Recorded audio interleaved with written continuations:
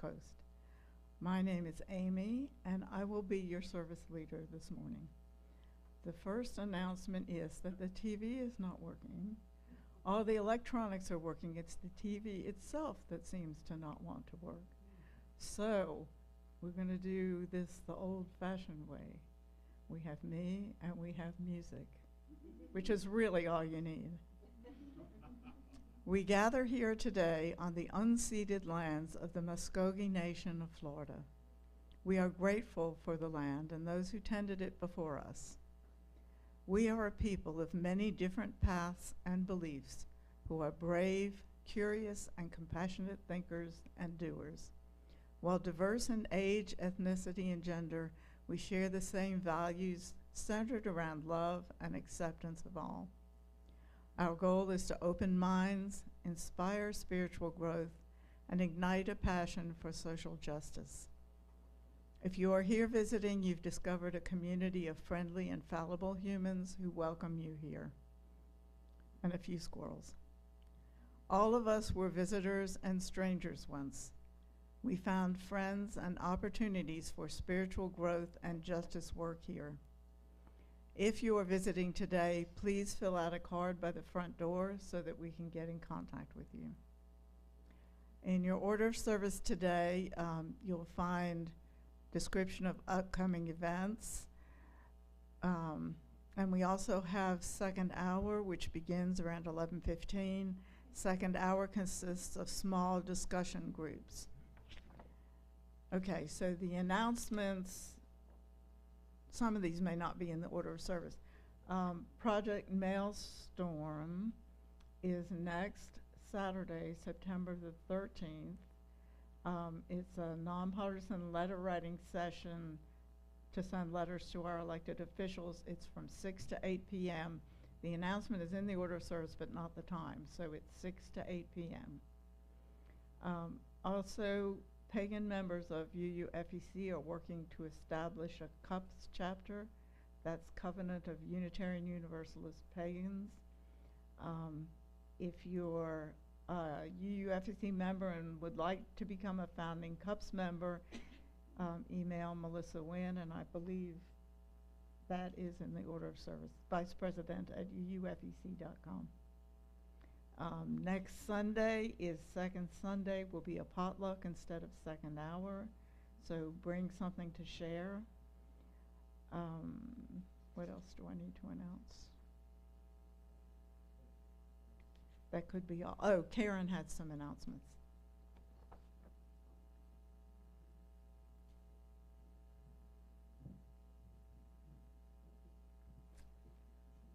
So Stacy Shanks announced last week or a week before that she is having an operation, and they would very much appreciate having food delivered from the congregation.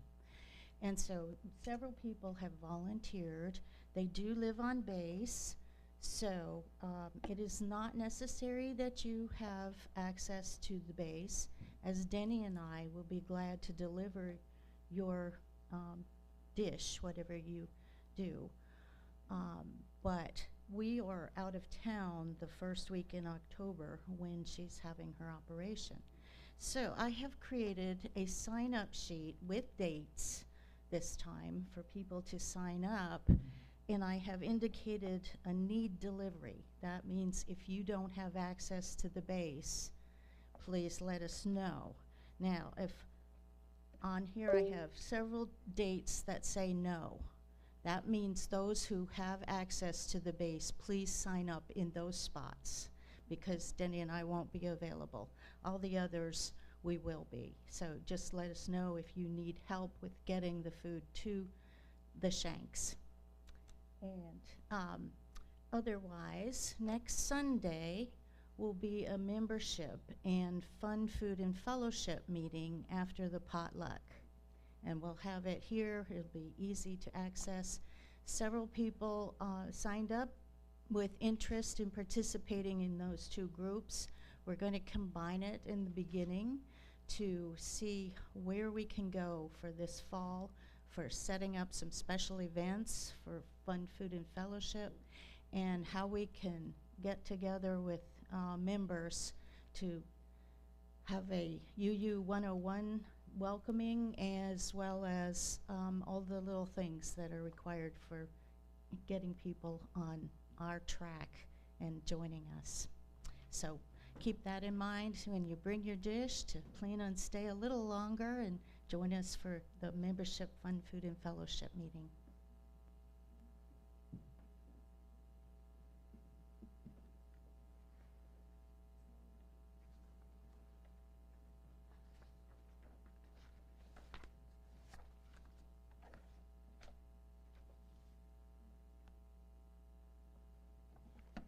Okay, so that's all the announcements, I think. We have another announcement.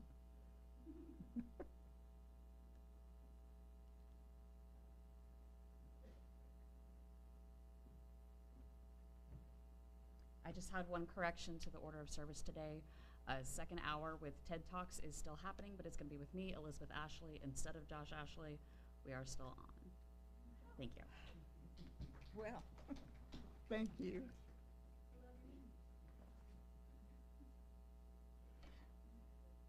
And now the prelude prepares us for the service.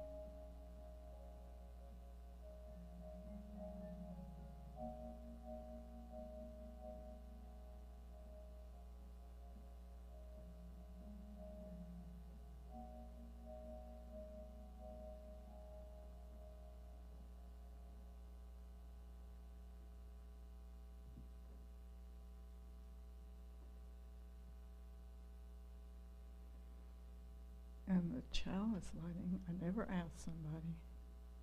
So, you want, okay, Julian, you can light the chalice. And since I forgot to light the little candle, you can also light the little candle.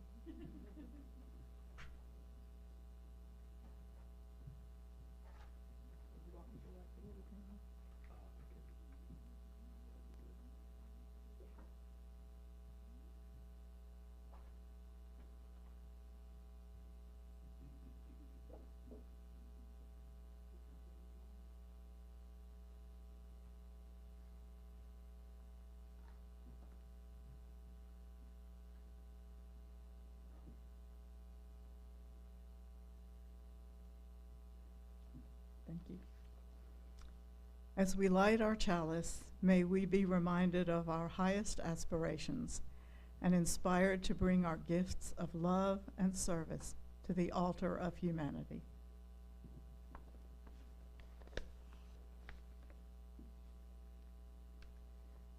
And now I have some opening words.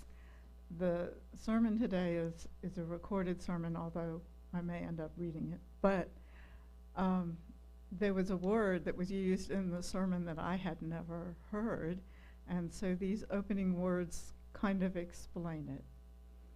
And it's co-regulation. From our very first breath, we reach out. Co-regulation, not self-regulation, is in our nature. We find our cues from the sun and the moon, from each parent and caregiver, We find our place in this great turning planet by turning to one another, generation to generation. We awaken to the dawn and fall asleep at the evening's end. Our life's journey is part of something greater, something simple, something divine. A flame cannot be lit without a spark. A life cannot begin without the air. And we cannot begin to find ourselves without love. May we reach out to one another. May we offer love and nurturing care. May we join together in celebration of the interdependence of our lives. In this spirit, let us worship together.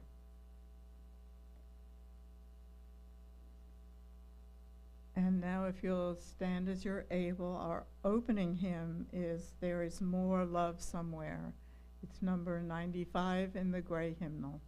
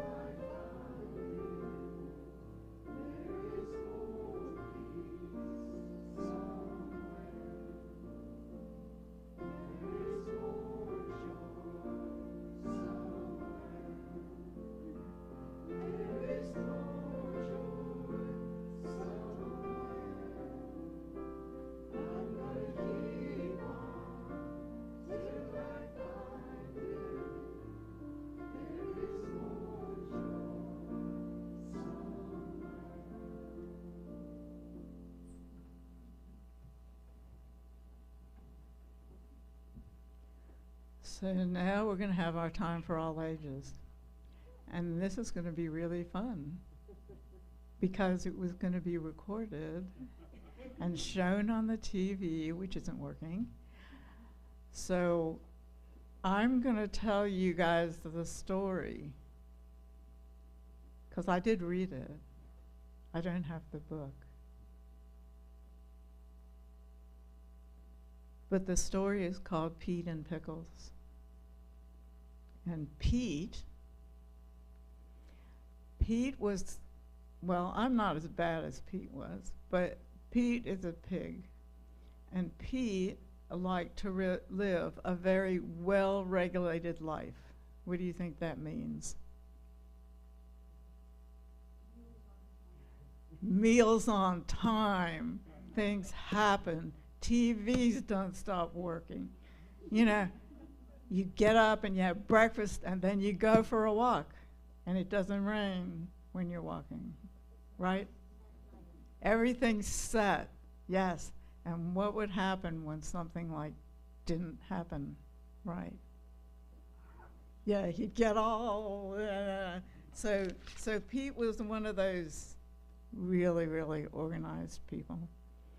Oh, but he was a pig. So one day, Pete was watching TV in the evenings, which is what he did every evening. And it started to rain.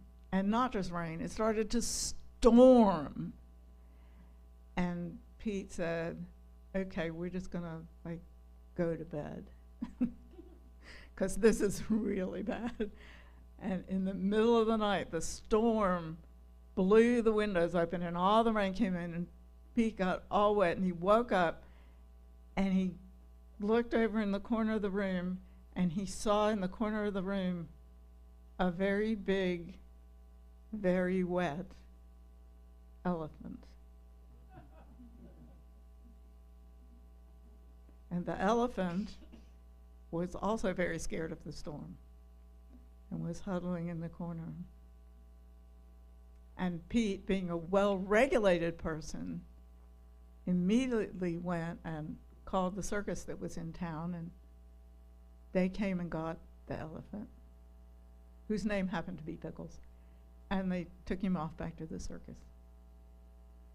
And the next morning, Pete was out for his walk, and he happened to see the circus out in a field, so he went over there, and behind a locked gate, he saw a very, very sad elephant. And Pete diverged from all his normal behavior and grabbed the key and got Pickles out. And Pickles was not a really well-regulated elephant. And Pickles took Pete, and they played. They pretended they were all kinds of different places. And, you know, and it was such happiness. And eventually they kind of fell in a lake because they really couldn't fly. And Pete rescued Pickles from out of the lake. You imagine this little tiny pig rescued this big elephant.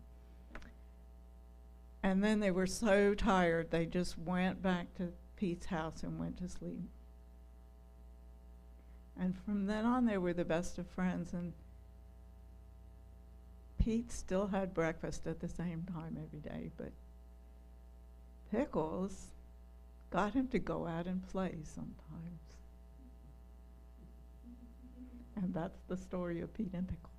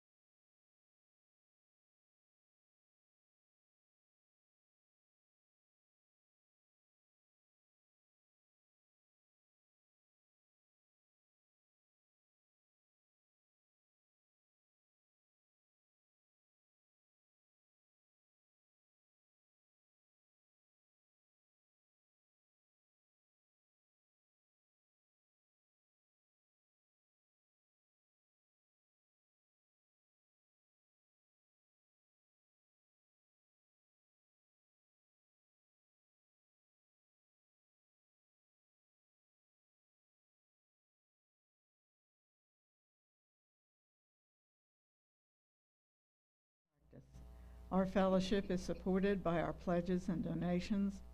If you are paying your pledge with a check today, please make a note in the memo line. We also have a tradition we call Share the Plate, where we split equally all cash donations and checks not marked as pledges with a local charity. Our Share the Plate partner for September is Shelter House, a state-certified domestic violence center for Okaloosa and Walton counties. We also have an ongoing competition on the back table that we seem to do every fall, cats versus dogs. So you vote with your money. If you vote for cats, you put money in the cat's jar. If you vote for dogs, you put money in the dog's jar. And then sometime in October, I think we'll find out who won.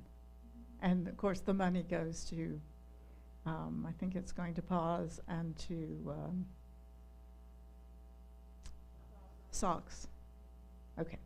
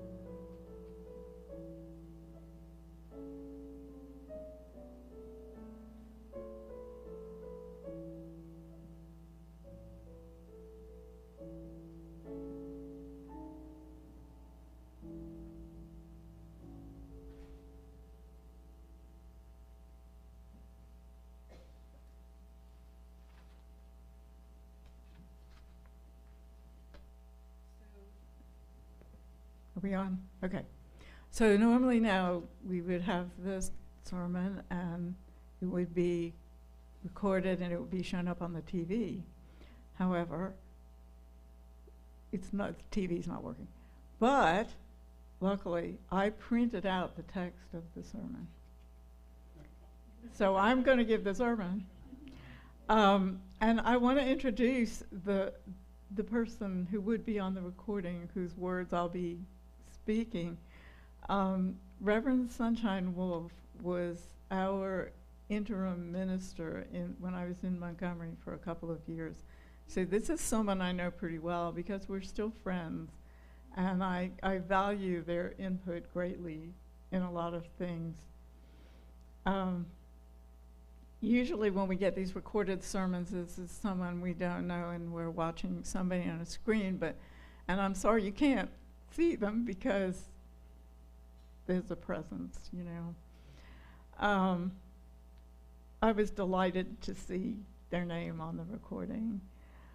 Sunshine enjoys, first of all, can you imagine, like, somebody asks you where you go to church and you say, I go to the UU Fellowship, and our minister's name is Reverend Sunshine. I love that. Anyway, Sunshine enjoys silliness, board games, music of all kinds, and thunderstorms. They particularly like to go hiking, color mandalas, seek out new life and new civilizations, and boldly go where a small handful have gone before. In other words, they are a speculative fiction geek with a specialty in Star Trek. And the only thing you won't get is is the singing, because I'm not going to try to sing the bits that are sung.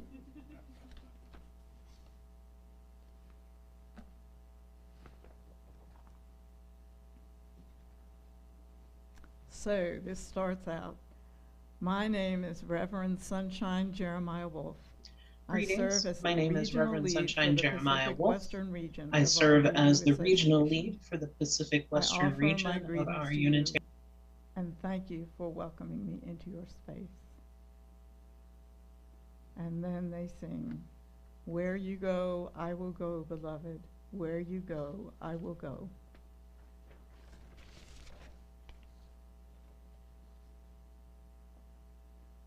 Of course, there is this curse that says, "May you live in interesting times."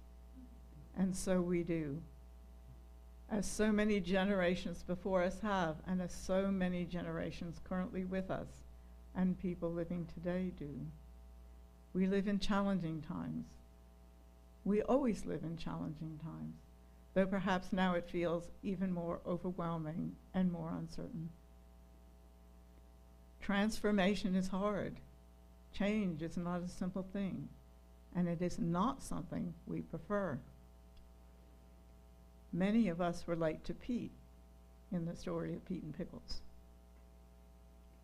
Pete is a pig who believes in having everything planned and organized in perfectly consistent ways.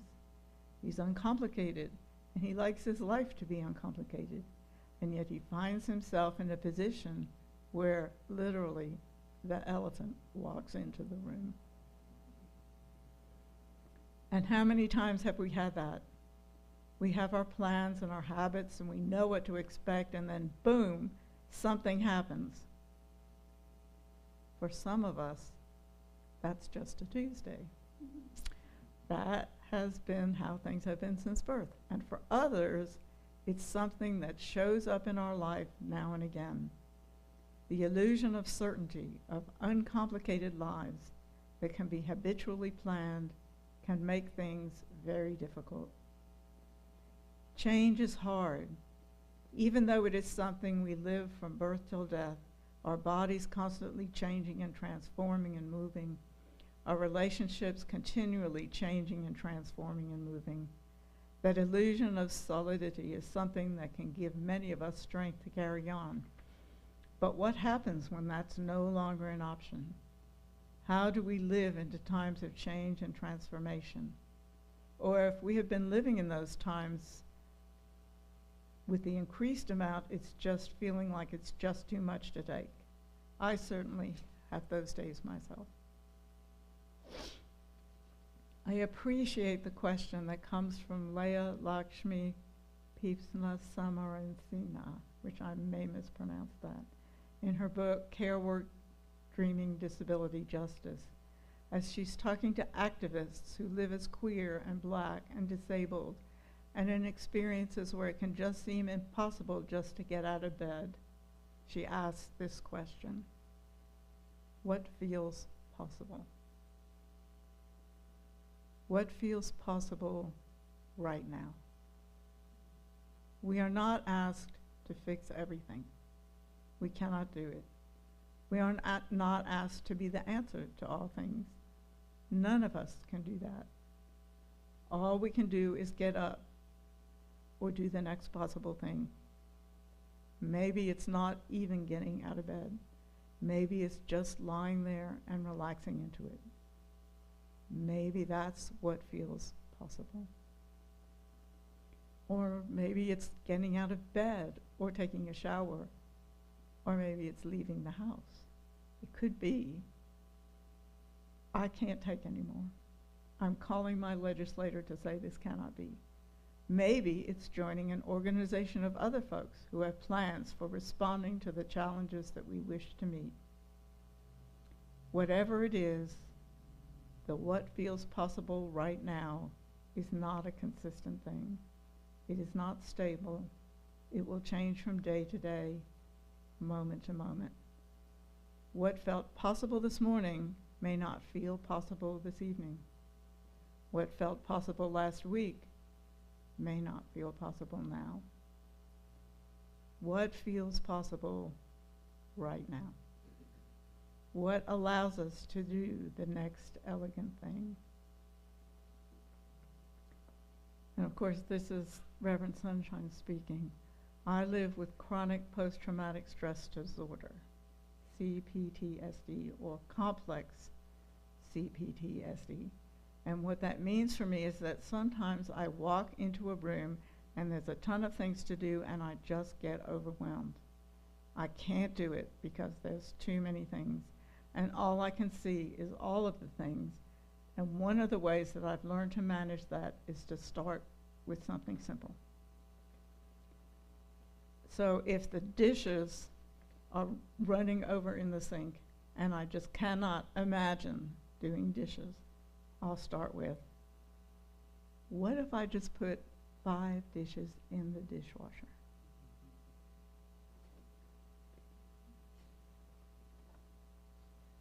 Or if it's the whole kitchen that's overwhelming, what if I just take out the trash? What feels possible in that moment is not the whole thing. And if I look at the whole thing, it's too much. When I focus on a small possible task, it becomes manageable. And I feel that way about our challenges in our world, and sometimes the challenges that our congregations deal with just in their own communities.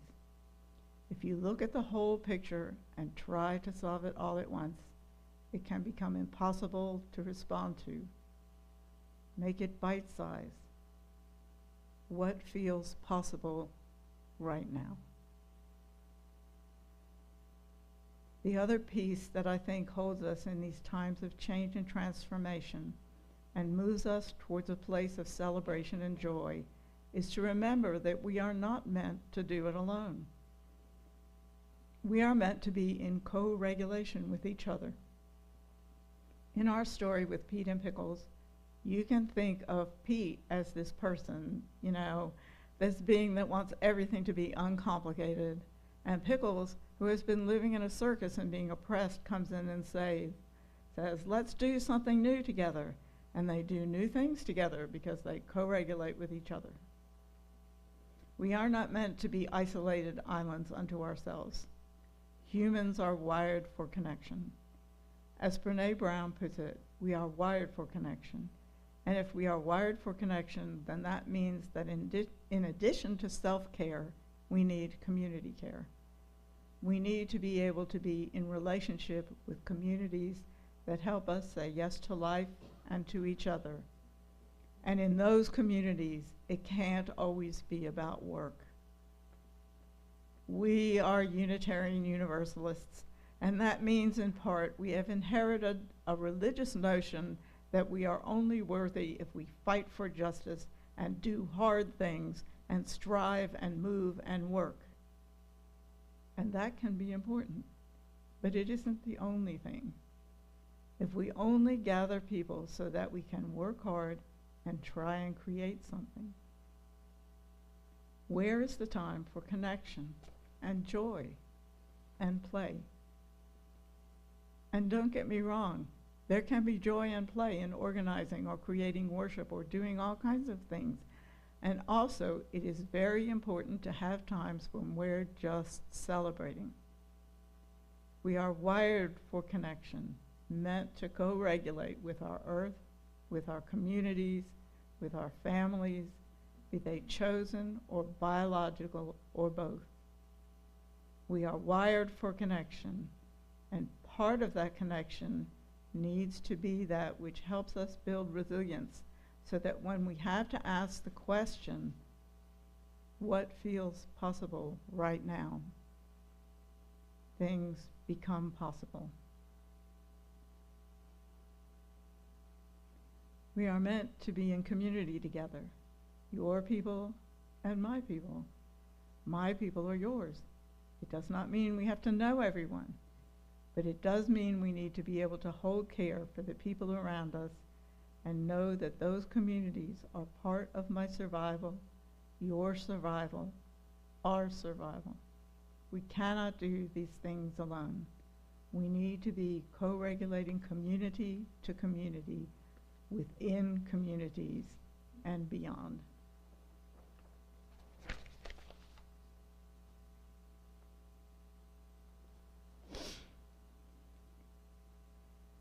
I think of a ritual that we had in my school at Star King School for the Ministry.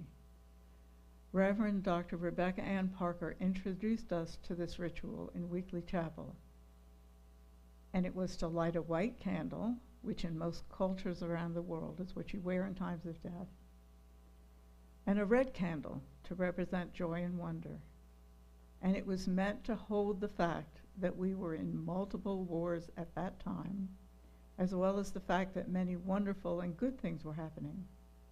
And we would light each candle holding both of those things together at the same time. They don't need to be separated. They are even co-regulated between them. Hold together both the challenges, the struggles, the horrors, the pain, the loss, the sickness, with the laughter, the hope, the joy, the play. Those things go together. Joy is an act of resistance. And so, as we conclude our time together, I want to consider what it means to say yes and bring joy to our congregations and communities. It means having game nights. It means having potluck gatherings where nothing else happens related to church work except being in community and food. There's no board work, there's no social justice stuff. There is literally just we in community together. There's times of singing and laughter and dance and music and movement, time where children lead us in activities and youth guide us in their wisdom. And all of us hold the power of saying yes to wonder and hope.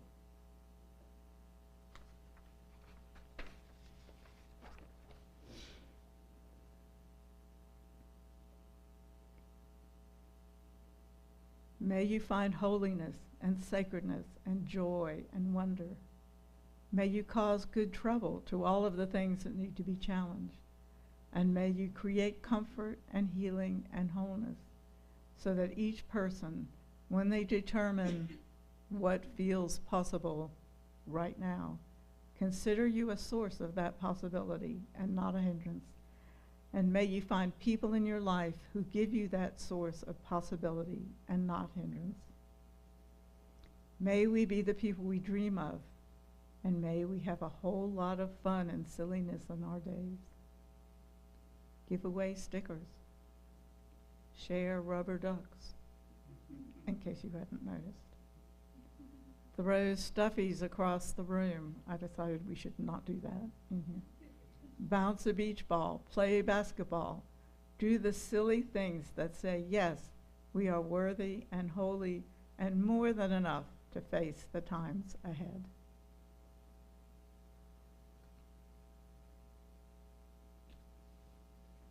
So Reverend Sunshine in this talk suggested sharing rubber ducks. So if you hadn't noticed by now, there are little rubber ducks all over the room, and they have like different words on them. Feel free to adopt them and take them home. If you need a different word than the duck, and they do squeak, yes. There are different words, so if you find joy and you would rather have dance, find someone to trade with, but go ahead and take them home and feel a little bit silly.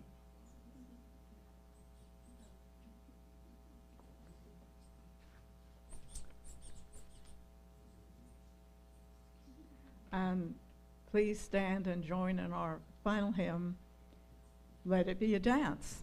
It's number 311 in the gray hymnal.